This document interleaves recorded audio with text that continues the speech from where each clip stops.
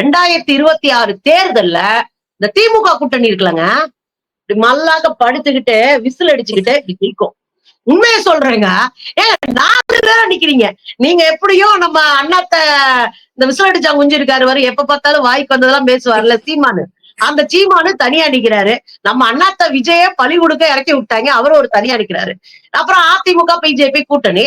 அத முடிச்சிட்டீங்கன்னா நீங்க பாருங்க, இன்னைக்கு பிரேமலதா பயங்கரமா ஐயா மோடிய பிழிஞ்சிருக்கிறாங்க.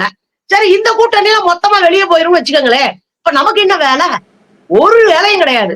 ஏரியாவுக்கு போறோம், அப்படி நிக்கிறோம், ஜம்முன்னு பேசிட்டு அப்படி ஓட்ட வாங்கிட்டு வரோம். நமக்கு பிரச்சனையே இல்லைங்க. சிறுபான்மை மக்கள் நம்ம கூட தான் நிப்பாங்க. இன்னமும் முதலமைச்சர்கிட்ட நாம வைக்கிற வேண்டுகோள் என்னன்னா, இந்த சிறுபான்மை மக்களுக்கு ஆதரவாக வக்போர்டு சட்டம் இருக்கு இல்லையா, அதை நான் தமிழ்நாட்டுல அமல்படுத்த மாட்டேன்னு முதலமைச்சர் சொல்லிட்டாருன்னு வச்சுக்கோங்க, மொத்தமா முடிஞ்சிடும். அதை நம்ம பாதுகாத்துக்கணும். இஸ்லாமிய மக்கள் நம்ம பாதுகாக்கிறது நம்ம பொறுப்பு. நம்ம அண்ணன் தம்பிங்க, பங்காளிங்க. சோ அவங்க நம்ம கூட தான் நிப்பாங்க.